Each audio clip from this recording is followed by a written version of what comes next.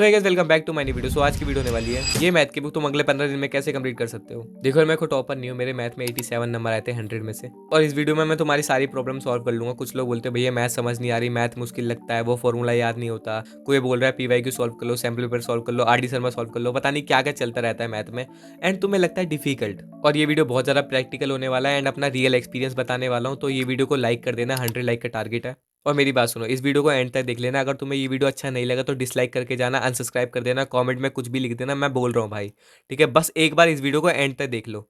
तो देखो यार, मैथ को चाहिए टाइम और पेशेंस। देखो टाइम कैसे चाहिए, ये कोई 2 मिनट वाली मैगी नहीं है जो ऐसे बन जाएगी। यहाँ तुम्हें टाइम देना पड़ेगा, ठीक है। ये हिंदी इंग्लिश भी नहीं है जो आधे घंटे के लेक्चर देख के समझ आ जाएगा। यहाँ तुम्हें 5 से 6 घंटे के लेक्चर देखने पड़ेंगे। और जब तुम अपना डेली का 2 से 3 घंटा मैथ को देने के लिए रेडी हो जाओ तो तुम्हारा आराम से मैथ हो जाएगा, ठीक है। ये तुम्हारा बेस्ट फ्रेंड की तरह है, जिसको तुम जितना ज़्यादा टाइम दोगे उतना अच्छा बॉन्डिंग बन जाएगा। वैसे ही तुम मैथ को अगर तुम 2 से 3 घंटा पढ़ रहे हो, प्रैक्टिस कर रहे हो, तुम्हारा मैथ आराम से हो जाएगा भाई। मतलब तुम्हारे लिए एकदम ईजी हो जाएगा। दोस्त से जितना ज्यादा बात करते हो उतनी अच्छी तुम्हारी बातचीत बन गई ना, वैसे ही मैथ के साथ है। और जब तुम अपना 2 से 3 घंटा मैथ को देने के लिए रेडी हो जाओगे ना, तब तुम्हारा 50% काम हो गया। मतलब तुम्हारी मैथ ऐसे हो जाएगी, ठीक है।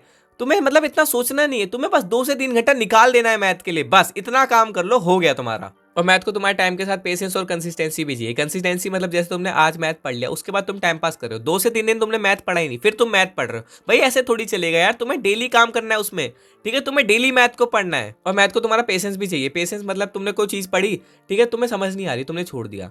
फॉर एग्जाम्पल मैं ट्रिगो का कोई क्वेश्चन कर रहा हूँ, मुझे समझ नहीं आ रहा तो मैं छोड़ देता हूँ भाई, क्योंकि बहुत सारे ऐसे क्वेश्चन आते हैं जो हमें समझ नहीं आता। तो हम सोचते हैं भाई नहीं हो रहा तो छोड़ देते हैं। छोड़ना नहीं है भाई, तुम्हें उसको पढ़ना है, समझना है, तुमसे हो जाएगा। बस तुम उधर रुको और समझो चीजों को। अब तुम इतना सुनने के बाद अपना 2 से 3 घंटा देने के लिए रेडी हो गए, ठीक है। इसके बाद तुम्हें क्या करना है, तुम्हें एक पेज निकालना है जिसमें तुम्हें इजी चैप्टर लिखना है, हार्ड चैप्टर लिखना है। मतलब तुम्हें पूरा सिलेबस लिखना है। उसके बाद तुम्हें फाइंड करना है तुम्हें क्या चैप्टर इजी लगता है, क्या चैप्टर हार्ड लगता है। अब हार्ड चैप्टर को तुमने ज़्यादा टाइम देना है, ठीक है। फॉर एग्जाम्पल तुम लोग क्या गलती करते हो, तुम सोचते हो भाई सारे चैप्टर एक दिन में पढ़ लूंगा, 14 दिन में 14 चैप्टर कंप्लीट कर दूंगा, हो जाएगा। भाई ऐसे नहीं होता, ठीक है। ईजी चैप्टर ईजी है भाई, वो एक दिन में हो जाएगा, बट हार्ड चैप्टर को तुम्हें 2 से 3 दिन देना पड़ेगा। अब तुमने 2 से 3 दिन दे दिया, अब तुम्हें पढ़ना कैसे है, तुम्हें देखना है लेक्चर, ठीक है। जो चैप्टर तुम्हें हार्ड लगता है उसको डिटेल लेक्चर में देखो, मतलब हो जाएगा भाई। तुम लोग सोचते हो भाई लेक्चर कौन देखेगा मैथ के लिए, भाई लेक्चर देखना पड़ता है। मेरे को भाई सरफेस एरिया समझ नहीं आता था, मैंने उसके लिए 5 से 6 घंटे का वीडियो देखा और मुझे ऐसे समझ आने लग गया।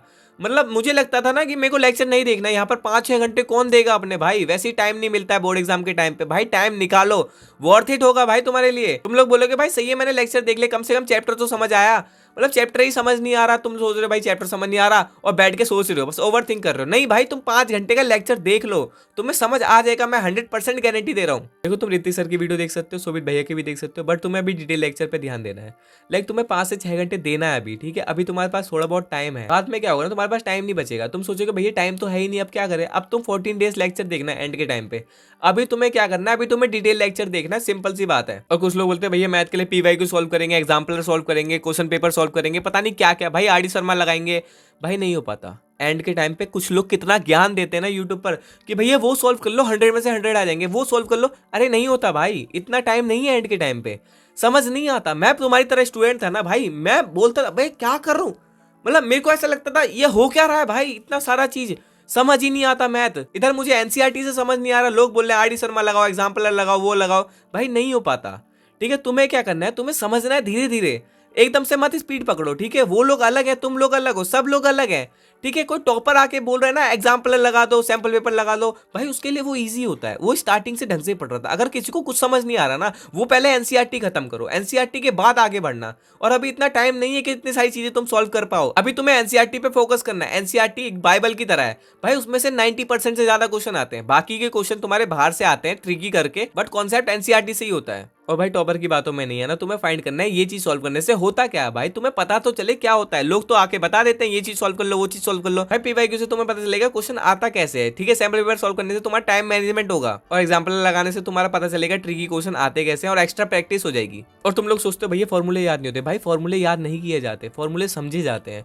तुम लोग सोचते हो भैया दीदी की बात सुन के कि भैया फॉर्मूला सीट है भैया, टेलीग्राम पे हमने डाउनलोड करी थी और हमने याद कर लिया उसको। भाई याद करने से नहीं होता, तुम्हें रटना नहीं है उस चीज को, तुम्हें समझना है, ठीक है। जब तुम फॉर्मूला को समझने लग जाओगे ना तो क्वेश्चन भी ऐसे हो जाएंगे। अगर तुम्हें पता रहेगा फॉर्मूला बना कैसे, वैसे तुम्हारे क्वेश्चन भी सॉल्व हो जाएंगे, क्योंकि तुम्हें पता चल मिल जाएगा कि वो क्वेश्चन होना कैसे है। भाई फॉर्मूले को समझ लो, बहुत आसान हो जाएगा। तुम लोग बोलते हो भाई सरफेस एरिया का चैप्टर समझ नहीं आ रहा। भैया यहाँ इतने सारे फॉर्मूले, कौन आ रहा है, सिलेंडर आ रहा है, कुछ भी आ रहा है, पता नहीं, समझ ही नहीं आ रहा। क्वेश्चन में कुछ और पूछ रहा है, मतलब तुम्हें ऐसा लगता है भैया मुश्किल है। भाई मुश्किल नहीं है, एक बार तुम डिटेल लेक्चर देखो।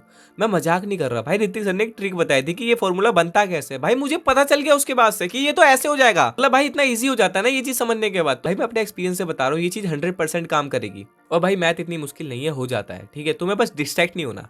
मैथ को चाहिए टाइम, और जब तुम टाइम देते हो किसी चीज में तुम डिस्ट्रैक्ट हो जाते हो, तुम फोन चलाने लग जाते हो। भाई मैथ सॉल्व करते करते तुमसे सॉल्व नहीं हो रही, तुम फोन चला रहे हो। भाई मैंने पता है अपना वॉलपेपर क्या लगा दिया था, यहाँ क्या करना है जाकर पढ़ाई करिए। शोभित भैया का एक वॉलपेपर है, मैं साइड में लगा दूंगा। भाई बहुत बढ़िया वॉलपेपर था। बाकी टेलीग्राम पे मैं तुम्हें वॉलपेपर भी दे दूंगा अगर तुम्हें मोटिवेशन के लिए कोई चाहिए। बाकी मैथ में बहुत डिस्ट्रैक्शन भी होता है, तुम्हें बस उससे बचना है और तुम्हें मैथ को फोड़ना है, ठीक है। मैथ आसान है भाई, बस अपना टाइम दे दो और हो जाएगा, ठीक है। तुम्हें मैथ को टाइम देना है, पेशेंस लेना है, ठीक है। कंसिस्टेंटली मतलब डेली मैथ को पढ़ना है, आराम से हो जाएगा। और फॉर्मूले को समझ के याद करे करो, रटना नहीं है। रटने में क्या होता है ना, तुम्हें कुछ याद नहीं होगा और एग्जाम टाइम पे तुम गलत करके आ जाओगे। और भाई कॉन्फिडेंट रहना है अपने आप को लेके कि तुमसे मैथ हो जाएगा, ठीक है। तुम्हें लगता है भाई मेरे से ट्रिगोमेट्री नहीं आएगी, मुझे वो नहीं आएगा, अबे हो जाएगा यार। तुम एक बार करो तो वो चीज, तुम एक बार चीजों को समझो तो हो जाता है भाई। मैंने करके दिखाया यार। 10th में मेरे 87 नंबर आ गए थे 100 में से। बाकी ज्यादा तो नंबर नहीं है, बट मेरे हिसाब से मेरे पहले नहीं आते थे, बट अब आ गए हैं, तो सही है, हो जाता है भाई। और भाई मैथ को चाहिए प्रैक्टिस, क्योंकि यहाँ टाइम मैनेजमेंट करना पड़ेगा। एमसीक्यू आते तुम्हें फंसा देगा भाई। एमसीक्यू तुम्हें लगेगा भाई ये तो आसान है, बट यहाँ इतना टाइम जाएगा, तुम लॉन्ग क्वेश्चन छोड़ दोगे भाई मैथ का। मैथ में टाइम मैनेज करना बहुत इंपॉर्टेंट है। मैं पेपर के टाइम पे बहुत अच्छे से इस पर बात करूंगा। एंड अभी बस इतना समझ लो कि टाइम मैनेज करने के लिए तुम्हें सैम्पल पेपर लगाने पड़ेंगे, तुम्हें टाइमर सेट करना पड़ेगा, तुम्हें पेपर सॉल्व करने पड़ेंगे। सबसे पहले मैथ का सिलेबस कंप्लीट करो, ठीक है। अभी तुम्हारा टास्क है, तुम्हें मैथ का सिलेबस कंप्लीट करना है। भाई मैथ में चाहिए प्रैक्टिस। प्रैक्टिस करते करते मैंने कॉपियां भर दी थी। मतलब प्रैक्टिस इतनी ज्यादा चाहिए ना मैथ में, तुम सोचोगे नहीं भाई, तुमने आज तक इतनी प्रैक्टिस नहीं करी होगी, हाथ दर्द हो जाते हैं भाई लिखते लिखते। एक क्वेश्चन नहीं आ रहा उसको 10 बार करो, क्यों नहीं आएगा, तुम्हें ही तो आएगा। भाई मैं तुम्हें बोल रहा हूं, ठीक है, तुम सुन रहे हो ना, तुम्हें मैथ पढ़नी है और ढंग से पढ़नी है, मतलब फाड़ दो भाई इस साल। बस मैं इतना बोल रहा हूँ, टाइम मैनेजमेंट कर लेना मैथ में, ठीक है। कॉन्फिडेंस कहाँ से आएगा, तुम्हें क्वेश्चन सॉल्व करने हैं, वहां से कॉन्फिडेंस आ जाता है, ठीक है। टाइम मैनेज करना है, टाइम मैनेज बहुत ज्यादा इंपॉर्टेंट है मैथ में, क्योंकि यहाँ क्या होता है ना, यहाँ क्वेश्चन में एक एक टाइम मिलता है तुम्हें, 3 घंटे के अंदर तुम्हें पूरा पेपर करना है। यहाँ तुम्हें टाइम नहीं मिलेगा ये सोचने का ये कैसे होगा वो कैसे होगा, तुम्हें पूरा पेपर 3 घंटे के अंदर करना है, ठीक है। तो इस बात को ध्यान रखना। बाकी मैं मिलता हूँ नेक्स्ट वीडियो में। आई होप तुम्हें ये वीडियो बहुत अच्छी लगी हो। बाकी कॉमेंट कर देना एक प्यारा सा, ठीक है। बाकी मिलते हैं नेक्स्ट वीडियो में। जय हिंद जय भारत।